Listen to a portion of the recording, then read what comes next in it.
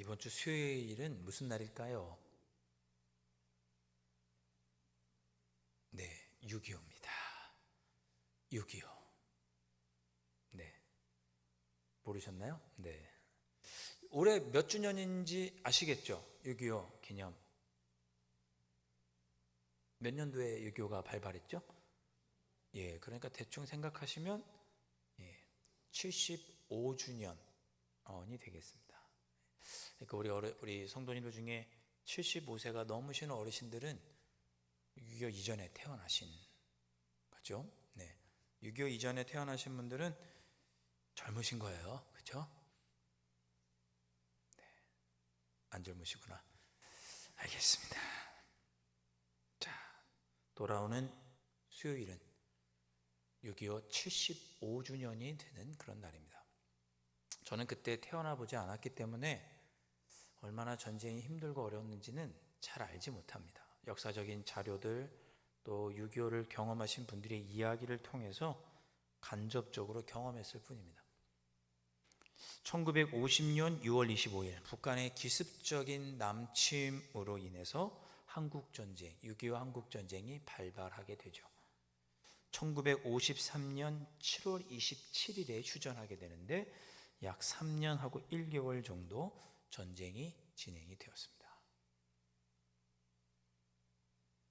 3년간 전쟁으로 인해서 우리 한반도에 큰 피해가 있었죠. 많은 인명 피해가 있었습니다. 기록에 따르면 사망자 및 실종자, 국군이 15만 7천 명, 미군은 3만 5천 명, 북한군 52만 명, 중공군 15만 명. 부상자를 포함하면 국군과 유엔군 합쳐서 120여만 명이 다치거나 부상을 입었고, 민간인 사상자도 약 229만 명이 죽었다고 합니다. 굉장히 참혹한 전쟁이었죠. 2차 세계대전 이후로 가장 많은 사람들이 죽은 전쟁이 한국전쟁입니다. 이렇게 한반도에 큰 인명피해가 있다 보니까 자연스럽게 한국교회도 피해를 입었습니다. 그렇죠. 교계의 지도자 500여 명이 죽거나 납북되었고, 장로교회 613개 교회, 그리고 감리교 239개 교회, 성결교 106개 교회가 모두 파손되었습니다. 안타까운 일이죠. 그뿐만이 아닙니다. 우리 교인들도 집단적으로 많이 죽임을 당했어요. 순교를 당했어요. 우리나라도 이렇게 남한족 이렇게 보면 그렇게 공산주의자들에 의해서 살해당한 곳들, 성도님들이 많은 살해를 당했던 곳들이 교회들이 있죠. 전남 영광군에 있는 야월교회 65명의 교인 전원이 사살되었습니다. 그리고 그 근방에 있는 염산교회는 성도들 77명이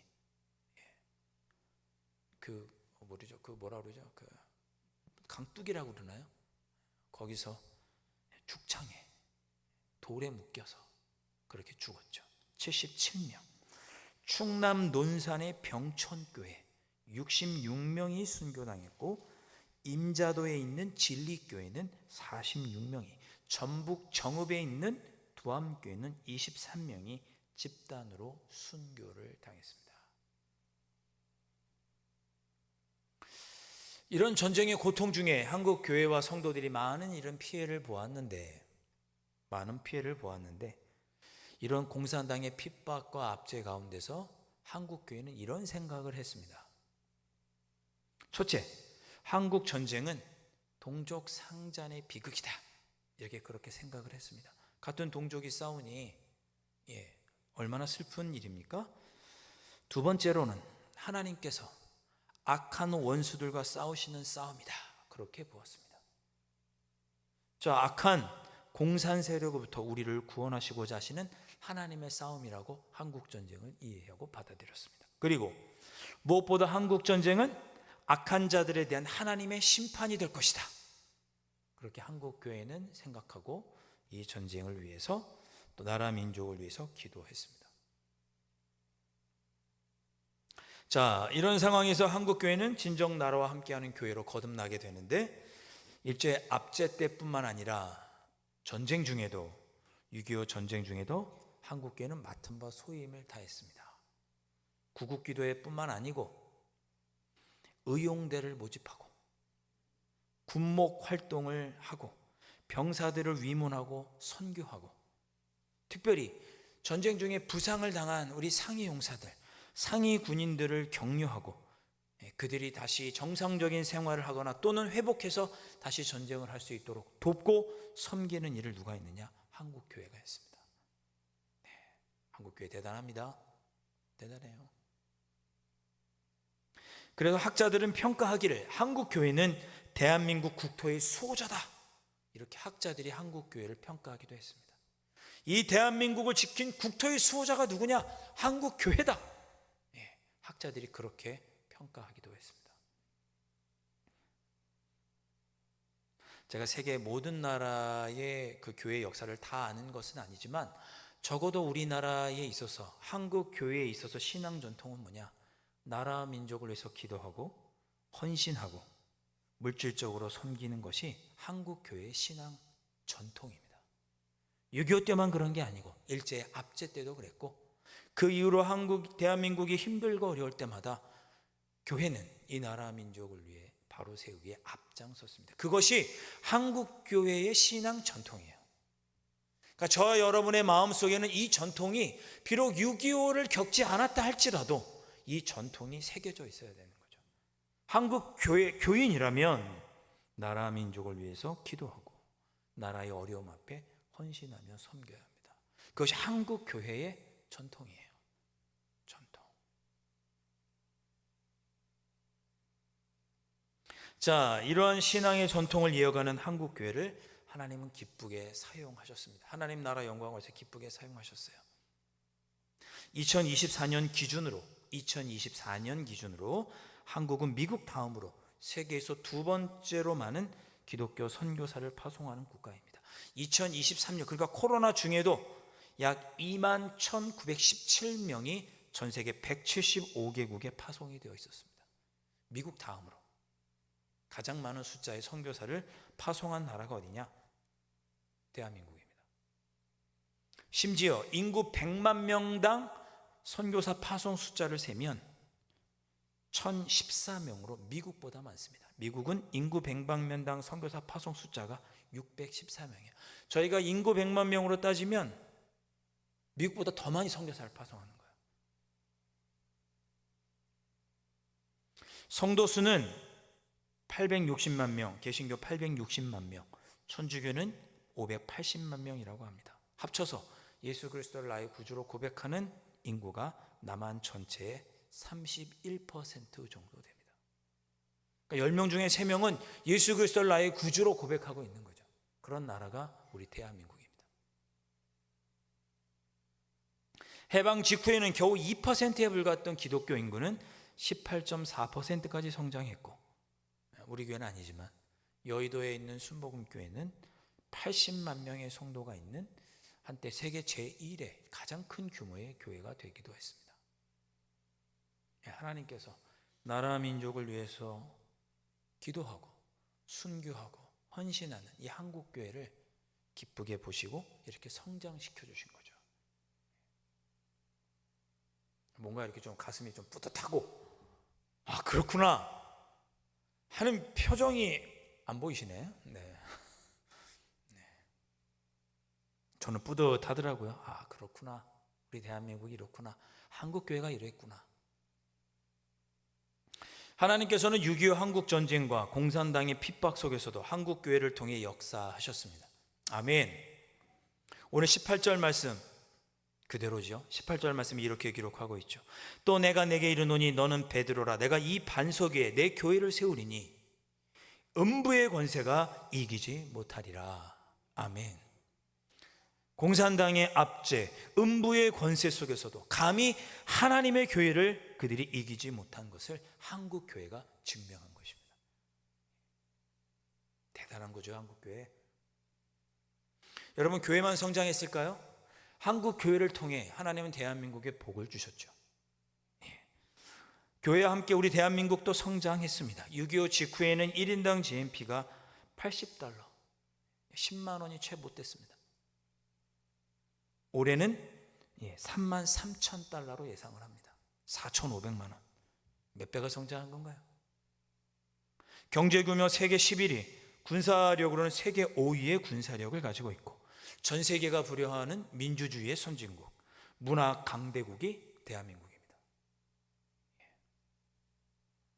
그렇게 전 세계 사람들이 라면을 많이 먹는데요. 라면, 그것도 불닭볶음면. 저는 매워서 먹지도 못하는데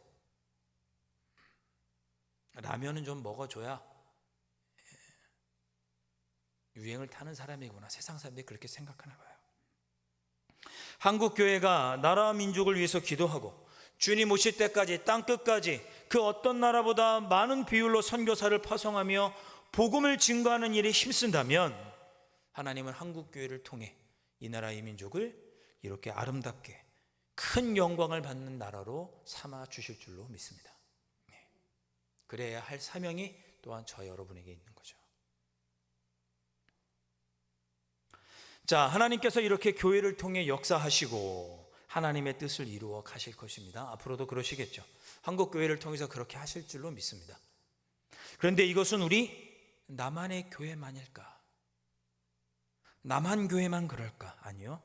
저는 북한의 지하교회를 통해서도 하나님께서 이루시리라 믿습니다. 오늘 우리가 이걸 가지고 기도할 거예요. 여러분, 북한에 지하교회가 있다는 소식 들어보셨습니까? 많이 들어보셨죠? 저도 조사를 해보니까 지하교회 역사가 생각보다 오래됐더라고요. 최근 일이 아닙니다. 북한에 있는 교회들은 6.25 전쟁 후에, 전쟁 휴전한 후에 북쪽에는 공산당이 들어선 거 아니겠어요? 그래서 엄청난 핍박을 한 5년 동안 받습니다. 그러면서 다수의 교인들은 믿음을 지키기 위해 남쪽으로 내려왔지만, 전쟁 중에 남쪽으로 내려왔지만 미처 내려오지 못한 교인들은 지하로 숨어야만 했습니다. 1953년 휴전부터 58년까지 혹독한 핍박이 있었다고 역사가들은 기록하고 있고, 북한의 모든 교회들은 파괴되거나 다른 목적으로 사용되기 시작했습니다. 공식적으로 교회가 없는 거죠.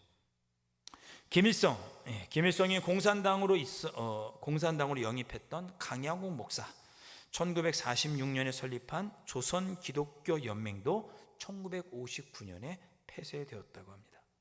1971년에 김일성이 일본 기자한테 공식적으로 얘기했어요. 이제 북한에는 종교인을 위한 교회가 없다. 공식적으로 김일성이 선포했습니다. 그러다가 1988년 북한에 선교하기 위해서 국제대회가 열렸는데, 이 국제대회 때 북한에도 교회가 있다는 소식이 전해졌습니다. 그런데 그 소식을 듣고 한국 교회의 지도자들은 믿지 않았어요. 왜? 그렇게 철저한 서로를 감시하는 북한 사회에서 과연 교회가, 성도들이 있을 수 있겠느냐, 그런 의심이 먼저 들었고, 그 탈북하는 사람들 이야기를 듣는 중에도 교회가 있다는 이야기를 들어보질 못한 거예요. 그리고 설교도 못하고 성찬도 베풀지 못하고 세례도 베풀지 못하는데 과연 그것을 교회라고 할 수 있느냐, 이런 이야기가 나왔던 거죠. 그래서 믿질 않았어요. 그러다가 결론적으로 말씀드리면 북한의 교회는 지하교회가 있다는 것이 증명이 되었습니다. 북한에도 예수 그리스도를 주는 그리스도시여 살아계신 하나님의 아들이십니다라고 고백하고 그곳에서 주님의 이름을 부르며 예배드리는 교회가 존재하는 거죠. 그렇다면 남한 교회가 6.25라는 엄청난 핍박 가운데서도 하나님의 이름을 부르고 주님의 이름을 부르고 그 대한민국을 위해서 기도하고 애써서 하나님께서 이렇게 축복해 주셨다면, 북한의 지하교회 성도들이 북한을 위해서 기도하여서 북한의 사회가 변화되기를 그들이 기도하고 있다면, 하나님께서는 북한에 있는 지하교회 성도들을 사용하셔서 북한을 변화시키시고 복음으로 통일시키지 않으실까, 이런 기대를 해보는 거죠. 하나님께서는 남한 교회만 잘 되게 하셔야 되나요? 여러분, 북한의 지하교회가 있습니다. 한 선교단체, 북한 선교하는 단체의 보고서에 따르면 6.25 이후 최근까지 761건의 순교 사건이 있었다고 합니다. 761건. 모두 1만 7천여 명의 그리스도인들이 믿음을 지키다가 하나 없이 순교당했다고 합니다. 저도 몇 년 전에 탈북한 성도들의 이야기를 간증 집회에 모셔서 간증을 들었던 기억이 납니다. 제가 전에 말씀드렸잖아요. 그들이 탈북하면 그렇게 한대요. 저 남한에 가면 빨간색 십자가만 보고 거기로 찾아가. 거기가 교회야. 거기 가면 너를 도와줄 거야. 거기서 예수님의 이름을 부를 수 있어. 빨간 십자가만 보고 찾아가. 탈북자들한테 그렇게 이야기해 준대요. 지금도 북한에서 주는 그리스도시요 살아계신 하나님의 아들이십니다, 이렇게 고백하는 성도들이 있다는 것이죠. 그러나 하나님은 그들의 기도와 그들의 부르심도 외면하지 않으실 것입니다. 언젠가 하나님의 은혜 가운데 남과 북이 통일될 날이 있겠죠. 그렇죠? 한 선교신학자는 이렇게 말합니다. 남과 북이 통일이 되면 지하교회 성도들은 북한 선교에 중요한 역할을 맡게 될 것이다, 그렇게 보고 있습니다. 우리는 말도 좀 다르고 북한의 문화도 잘 모르고 또 우리는 이렇게 좋은 모습으로 있는 것이 북한 사람들의 통일이 됐을 때 위화감을 줄 수도 있고 한데, 북한 지하교회 성도들은 그때 북한에서 예수 그리스도의 복음을 증거하는 일에 귀하게 쓰임받을 아주 중요한 일을 하게 될 것이다 라고 선교신학자들은 보고 있습니다. 하나님은 나중에 남과 북이 통일이 되면 북한도 구원하고 예수 그리스도의 복음이 증거되게 하시도록 하기 위해서 아직 그 북한 지하에 거룩한 그루터기 믿는 지하교회 성도들을 남겨놓으신 것이죠. 6.25를 통해서 우리가 함께 기도하고 싶은 것이 뭐예요? 하나님, 우리가 땅 주님 오실 때까지 대한민국을 위해 땅끝까지 복음을 증거하는 일을 위해 남한에 있는 우리도 기도하겠습니다. 그런 것처럼 저 북한에서도 지하에서 예수 그리스도의 이름을 부르고 하나님의 복음을 증거하기 원하는 그 거룩한 그루터기를 통해 하나님 북한을 변화시켜 주시고 남과 북이 복음 안에서 통일되는 역사를 이루어 주옵소서. 그런 것들을 우리가 6.25를 통해서 기도할 수 있어야겠죠.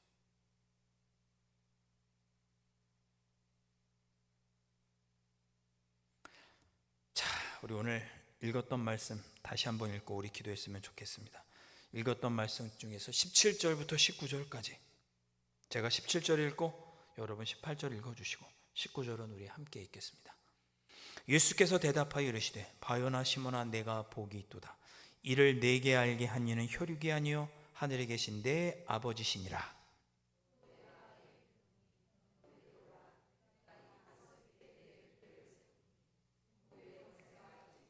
함께 읽습니다. 내가 천국 열쇠를 내게 주리니 내가 땅에서 무엇이든지 매면 하늘에서도 매일 것이요 내가 땅에서 무엇이든지 풀면 하늘에서도 풀리리라 하시고. 할렐루야. 아멘. 주님은 예수 그리스도를 주로 고백하는 그들이 모인 이 교회를 결코 음부의 권세가 이기지 못할 것이라고 확언해 주셨습니다. 그러니 우리가 주님 오실 때까지 복음을 증거하고 이 땅에 하나님의 나라를 위해서 이루기 위해 애쓰고 수고한다면, 우리 한 사람 한 사람이 하나님이 주신 소명을 이루고 영적인 자아실현을 이루어간다면 하나님은 한국교회를 통해 남한교회, 지상에 있는 이 남한교회를 기쁘게 사용하실 것이고, 또 북한 저 지하에서도 예수 그리스도의 이름을 부르며 이불을 뒤집어 쓰고 주여 주여 소리내서 외치지도 못한 채 어금니를 꺾게 물고 이불을 뒤집어 쓰고 주여 주여 외치는 그들의 기도를 외면하지 않으시고 언젠가 남과 북이 복음 안에서 하나 되어 하나님께 영광 올려드리는 제사장 국가, 물론 우리 대한민국이 되도록 이끌어 주실 줄로 믿습니다.